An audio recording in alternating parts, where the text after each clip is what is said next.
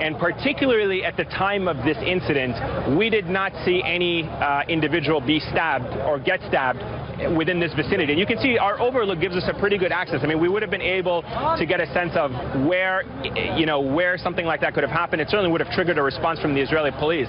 Now, keep in mind, here's where the checkpoint is.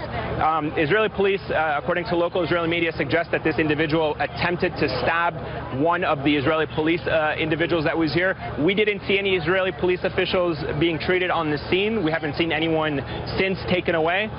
We haven't seen anyone here injured among the Israeli police. That is important to make that distinction. What we can say is the individual who came across the corner, and once he came across the corner became directly in my line of sight, did not heed the calls by the police to stop and ultimately was shot further down. The point that you made, and obviously picked up by a lot of the local media here, the individual was dressed in camouflage. I can tell you he was a male.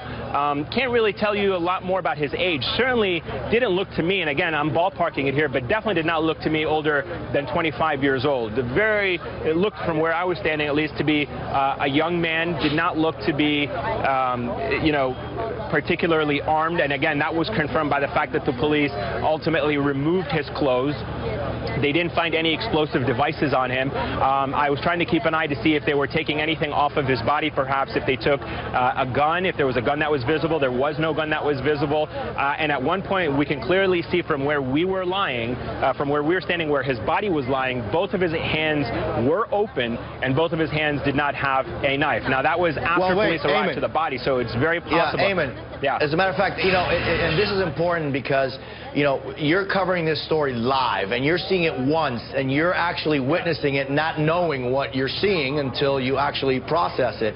But in the video that we have, that you have, that is, as you say, I mean, I don't think anybody else has this video, we can clearly see the man in camouflage T-shirt and pants with what appears to be, at least in his right hand, a knife. And take a look at this video right here.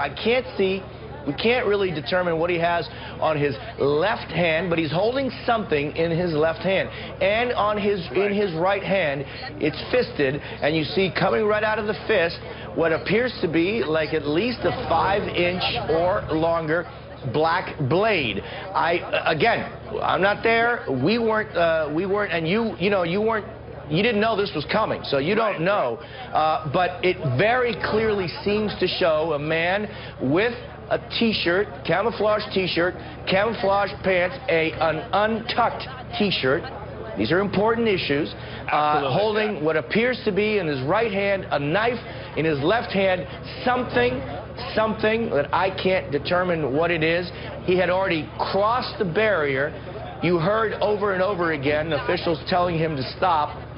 As he is running towards the Damascus gate, open fire. But clearly, it seems to me, that he's holding in his left hand something, and in his right hand what seems to be a knife. Right, absolutely, and that's the point I was trying to make, was that when they flipped the body over, when they secured the body, it was at that point that his hands were then emptied, and so that's why it was important that you were making that distinction, because our cameras were able to zoom in.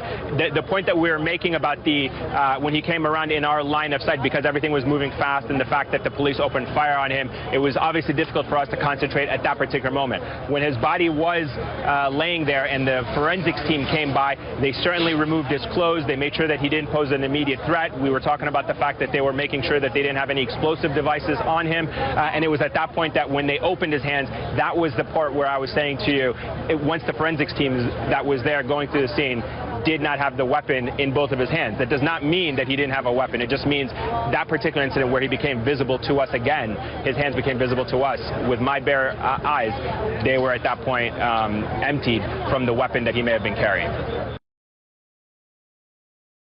It looked from where I was standing at least to be a young man, did not look to be, particularly armed.